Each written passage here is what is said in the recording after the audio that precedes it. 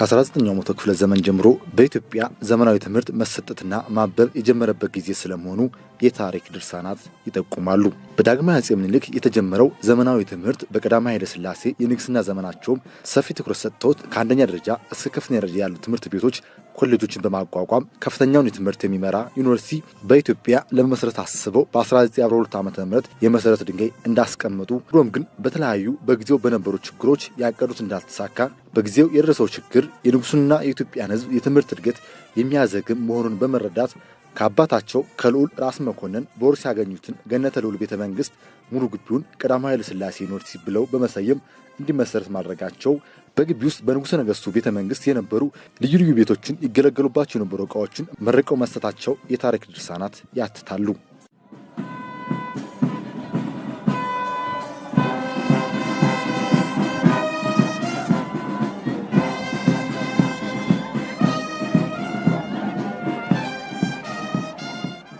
ቀዳማዊ ኃይለ ሥላሴ ዩኒቨርሲቲ ምስረታ በኋላም ንጉሱ ይኖሩበት የነበረውን ቤተ መንግስት በዩኒቨርሲቲው ሴኔት ውሳኔ መሰረት የኢትዮጵያ ጥናትና ምርምር ተቋም የአንትሮፖሎጂ ሙዚየም ሆኖ እንዲመሰረት መደረጉም ይነገራል። ይሄ ሙዚየም ከተመሰረተ እንግዲህ አሁን 70 ዓመት ሊሆነው ነው፣ በ63 ማለት ነው።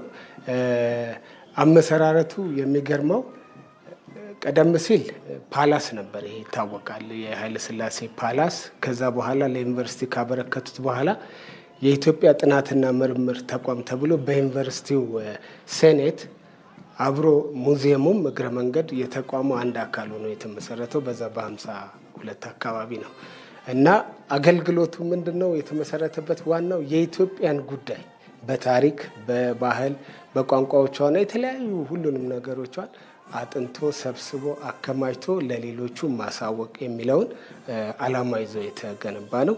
ይህንኑም በጥሩ እያከናወነ ይገኛል። ሙዚየሙን በአንድ ፕሮፌሰር ዮናስኪ የሚባሉ ሰውዬ ናቸው የመሰረቱት።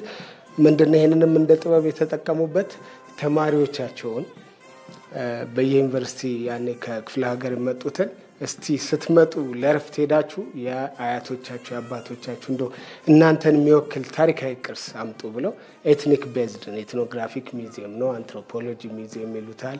ስያሜውም ብዙ አሉ፣ ዩኒቨርሲቲ ሚዚየም ይሉታል።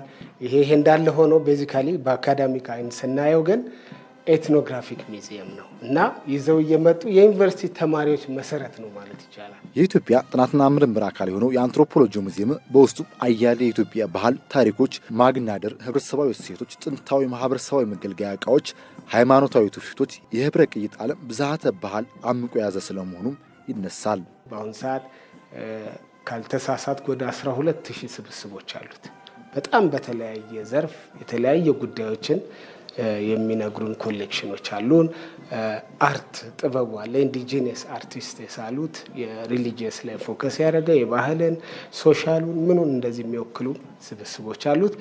ሶስተኛው የሮያል ፋሚሊ የኃይለ ሥላሴ የእሳቸውን ሪፕሬዘንት የሚያደርግ እቃዎች አሉን። ካልጋቸው ጀምሮ የተለያዩ ጊፍቶች፣ ሽልማቶች እሳቸውም ከውጭ ሀገር በግለሰብም ሆነ በኢትዮጵያ ሕዝብ የተቀበላቸው እሳቸውም የሰጧቸው እንደዚህ አይነት የተለያዩ ኮሌክሽን የያዘ ሚዚየም ነው ማለት ነው። ሚዚየሙም ዋናው ነገር በኢትዮጵያ ጉዳይ ላይ የማህበራዊ፣ የኢኮኖሚያዊ፣ ናቹራሉንም ሁሉንም ነገር የያዙትን ነገሮች በጽሁፍ በጥናትና ምርምር ወደ ላይብረሪ የሚገቡ በእኛ ደግሞ ባለ 3D ወይም ደግሞ እንደዚህ ኦብጀክት ዋይዝ የሆኑትን ማቴሪያሎች አምተው እና ኤትኒክ ቤዝድ ያልኩ ለዚህ ነው። ኤትኖግራፊክ ማለት ሰዎች ይገለገሉባቸው የነበሩ የዕለት ተዕለት የባህል ማቴሪያል ካልቸሮችን ነው የምንሰበስበው። ኤክሴፕሽናሊ እንደዚህ በስጦታ ያልኩ እንደዛ ነው። እነዚህ ነገሮች ሰብስቦ ነው ያለው። ወደ 12,000 ያልኩ ይሄ ነው። በሙዚየም ውስጥም ህይወትን ዑደት የተከተለ በህይወት ውስጥ በሚገኙ የተለያዩ ደረጃዎች በማተኮር ህዝቦች ስለራሳቸው አመጣጥና ህብረተሰባዊ ጥንተ ማንነት ባሉ ተከታታይ ክፍሎች ማለትም ልጅነትን፣ ጎልማሳነትን፣ ሽምግልናና ሞትን በቅደም ተከተል ተሰንደው ተኖረዋል።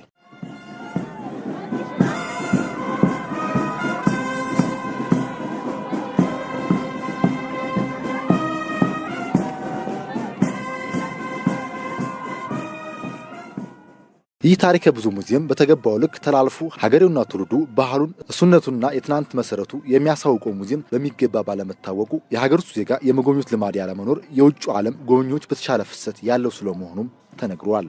ፍሰቱንም አይነቱንም እንደዚህ ጥናት በምናካሄድ ጊዜ በጣም በርካታ ቁጥር የሚይዙት በሚሊየን ነው። እዚህ በአመትም የሚያስገባው በገቢም ደረጃ ስቴክሆልደርሶቻችን ከተወሰነ ጊዜ በኋላ ስኩል ችልድረን ናቸው። እስኪ ሰለቸን ድረስ መመጠን እስኪያቅተን ማለት ነው ተማሪዎች መምህራን ይዟቸው የሚመጡት ማለት ነው። በተረፈ ግን የውጭ ዜጎች ናቸው። የሀገራችን ዜጋ ግን ያን ያህል በበቂ መጥቶ የመጎብኘት ባህሉም የለ ወይ ጊዜውም ይሁን ወይ ለእንደዚህ ለሚዜም የሚሰጠው ትኩረት በሁለት መልኩ ማየት ይቻላል። ከኛም በኩል የፕሮሞሽን እና ማርኬቲንግ ስራው መድከም ሊሆን ይችላል። እነሱም ያላቸው ሁኔታ ጊዜ ማጣት የሚሆን አዋቂዎቻችን ብዙ አይጎበኙት። ሙዚየሙን የሚጎበኙ ኢትዮጵያውያን ባህላቸውን፣ እምቅ ሀብቶቻቸውን በማስተዋል አንደኛው ከሌላኛው ጋር በማቀራረብ ብዝሃተ ባህልን በማሰብና በማሰላሰል የሚያስችል የጎላ ፋይዳ ከማስገኘቱም በላይ ሀገርን በሌላው ዓለም ጭምር እያስተዋወቀ ገቢን የሚያስገኘው ሙዚየም የተገባውን ያክል እንዲታወቅ በትኩረትና በትብብር መስራት እንደሚገባም ይታመናል። ለምሳሌ ያለ ሙዚየም ሰዎች መኖር ይችላሉ ወይ የሚል ጥያቄ የተለያዩ ሀገሮች በዙም ላይ ሲነጋገሩበት እኛም ስናስብ አንዳንድ ጊዜ ለካ አእምሮህ እውቀት ይፈልጋል፣ አእምሮህ ጤነኝነት ይፈልጋል። አእምሮ የሆነ ባዶነት ቤት ውስጥ የተሸጉ ቁጭ በሉት የተዘጉ ጊዜ ለካ የውጭዎቹ እንደሚሉት ያኔም ወተን ካልቸሮች ቦታ እንሂድ፣ እረፍታችን፣ ሄልዛችን፣ ጤንነታችን እዛ አለ ሲሉ ከምግብም በላይ መሆኑን አውቀናል።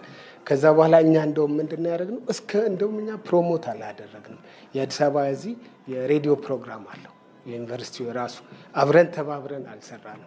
ምናልባት የጆርናሊዝም እንደዚህ ተማሪዎቻቸውን አንዳንድ ቦታ አሳይመንት ሰጡ ሲመጡ መመለስ እንጂ ለካ ከነሱ ጋር ኮንቲኒየስሊ የመስራት የባህል ተቋም አለ፣ የባህል ማዕከል አለ። እነሱ ዝግጅት ሲኖራቸው አብረን ተሳትፈን እንደዚህ አለ መስራት። እኛም ደግሞ ሚዲያ አንዳንድ ጊዜ እየጋበዝን ለጸበል ጻድቅ ብቻም ሳይሆን እየጋበዝን ኑ ይሄን አስተዋውቁልን አንልም። ሚዚየም ኤግዚቢሽን እንከፍታለን። ለምሳሌ አድዋን እንኳን ብንወስድ 125ኛውን አሁን ልናከብር አላሰብንም ስለ ሚዲያ። ይሄ ቀደም ብሎ መታሰብ ስህተታችን ያወቅንበት። ሌላው ዓለም እኛ ያለንን ደግሞ አሁን ቅድም ባነሳውልህ በኮቪድ በየሰዎች ቤት መድረስ አልቻልንም። ለካ እነሱ ባይመጡ እኛ ደርሰን በሚዲያው በቴሌቪዥን በተለያየ በኢንተርኔት ቨርቹዋል የሆነ ነገር አለመስጠታችን ታውቆ ሁላችንም የዚህ ሚዚየም ባለሙያና ዳይሬክተሩን ጨምሮ አንድ ደግሞ የኦዲዮቪዥዋል ሴንተራችን እሱ ትልቁ ልታግዘን የሚገባው ከዚህ በኋላ በዲጂታላይዝ በማድረግ ያሉንን ነገሮች እያንዳንዱ ክፍሎች እያንዳንዱን እውቀቶች በየሰው ቤት በየሰው ጋር እንድታደርስ በቪዲዮ በምናምን በፕሮግራም ደግሞ ሰጥተን ኢትዮጵያ ቴሌቪዥን እና ሌሎች የግል እንደዚህ እንዲያደርሱ ከነሱ ጋር ተባብረን መስራት እንዳለብን በጣም ወደ ኋላ እንደቀረን ተረድተናል። በዩኒቨርሲቲው ግቢ ገብተው ተምረው ያለፉ በመማር ላይ ያሉ ቀጣይ የሚገቡ ተማሪዎች ሙዚየሙን እንዲያውቁት አውቀውትም ለጥናትና ምርምር እንዲጠቀሙት ከማድረግ አኳያም ትኩረትንም ያሻል። ጀመረ ነገር አለ። ምንድነው? ተማሪዎች አዲስ ተማሪዎች ሲገቡ ኦሪየንቴሽን ይሰጣል። ሙዚየሙን ናና ስላለ ነገር ተናገር ተብሎ አይታወቅም። በራሳቸው አጀንዳ እያስያዙ ይሄንን ወደ 10 ዓመት ወደ እንደዚህ ዓመት ወደዚህ ይሆናል እየሄዱ የመጀመሪያ ዓመት ተማሪ ሲመጣ እዚህ ግቢ ውስጥ ትልቅ የእናንተ ኢትዮጵያ ያለችበት የሁሉም ብሔር ብሔረሰብ ያለበት ሙዚየም አለ። ይህንን ሙዚየም ለአንድ ወር ያህል በነፃ እንድትጎበኙ ተደርጎ የዌልካሚንግ ስፒች ይደረግላቸዋል። ከዛ የመጀመሪያ ዓመት ላይ ሁሉም ይጎበኘዋል ማለት ይቻላል። ግንስ ከዛ በፊትና አሁንም እንደዛ አንዳንዶቹ ሙዚየም መኖሩን ሳያውቁ ተመርቀው ይወጣሉ። ይሄ ምንድነው? መምህሮቻቸው ምናምኖቻቸው ሳይነግሯቸው ቀርቶ ሳይሆን ወይ ህንፃው የፕሬዝዳንት ህንፃ በነበረ ጊዜ ጥበቃውም አንዳንድ ነገሩም ሊያስፈራ ይችላል። በፊት አሁን ሙዚየሙ ለብቻው ነፃ ሆኗል። ላይብረሪው ለቆለት ሄዷል። እድሜ ለነፍሳቸው ማል ፓንክረስ ፕሮፌሰር ሪቻርድ ፓንክረስ ያንን በስማቸው አሰርተው አሰባስበው ልከዋል። ፕሬዝዳንቶቹንም የአስተዳደር ህንፃ ተብሎ ሌላ አዲስ ተሰርቶላቸው ያደዋል እና ምንድነው አሁን ከመስፋፋቱ ጋር የግድ እንዲጎበኝ ይደረጋልና ሳያዩት እንዳልከው ሳያዩት መኖሩን ሳያዩት ተመርቀው ስራ ላይ ሆነው በኋላ ሲመጡ አለ ወይ የሚሉ አሉ እና የበፊቱ እንዳለ ሆኖ አሁን ግን ሁሌ ኦሪየንቴሽን ግን ይሰጣቸዋል።